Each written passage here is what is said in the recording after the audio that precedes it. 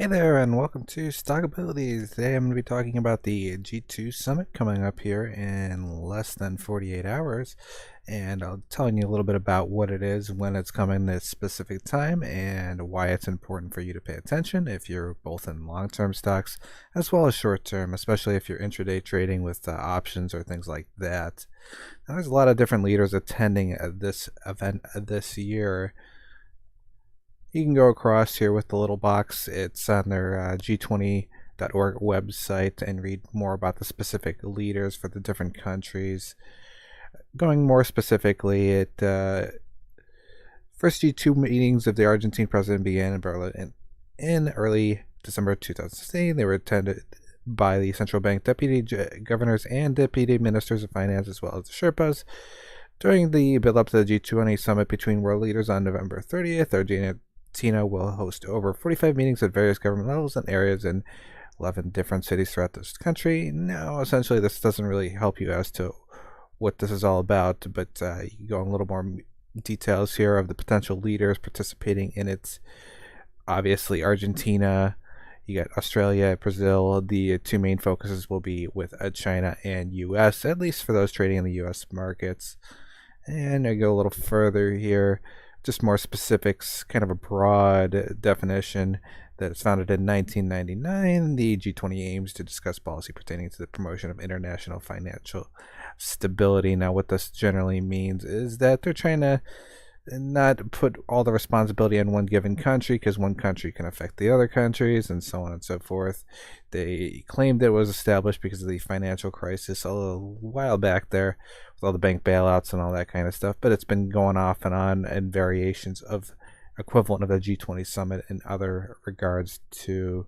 I'm not going to go too much detail into that. If you want to read more about it, you can go to Wikipedia.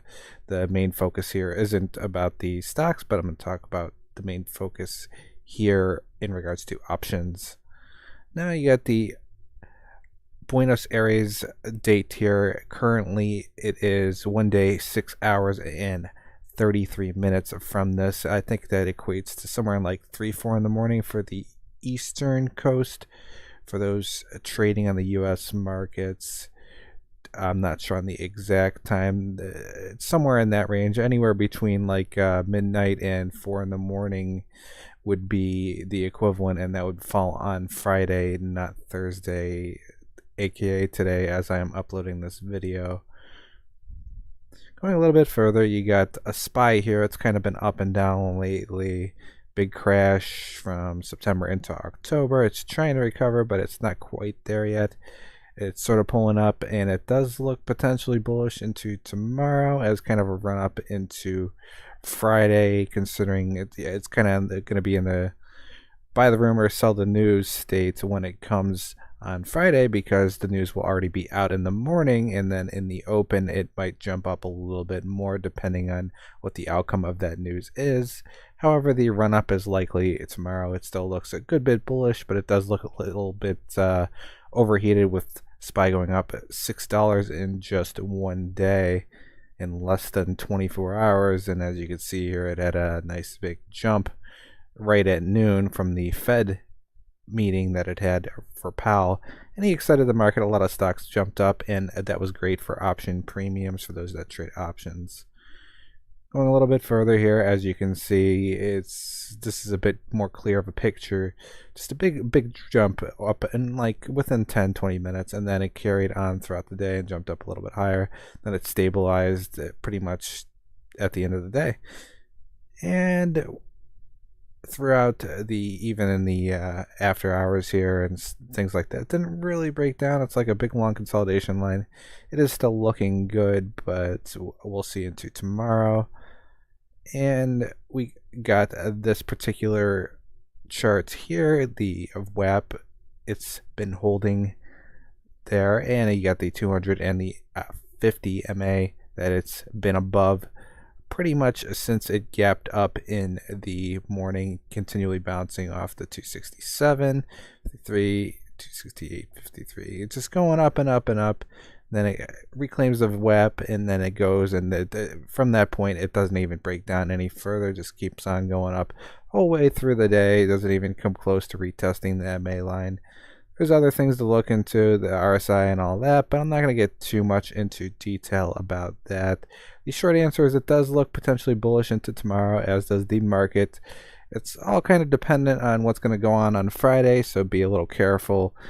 Without that information, it's all speculative, so it could go up and down. It could even crash tomorrow in anticipation for Friday and then jump up on Friday. So between tomorrow and the next day, it's going to be a lot of volatility, so keep that in mind. In option premiums, you can get potentially thousands of percent. Doing a little bit of a diversification into the out of the money options there, and you can go with the in the money ones too if you want to play a little bit safer. Of course, with the volatility, even the in the money options could be a risk. The out of the money ones are kind of cheap, especially if you're expecting a bearish sentiment into tomorrow, and they don't range that too costly. Now the liquidity can be iffy the further into the out of the money that you go, but the further in the money you go, it's safer, but of course it's going to be a lot more costly. Now that's about all I wanted to say in this video. If you want some more information, you can check out the Discord channel here.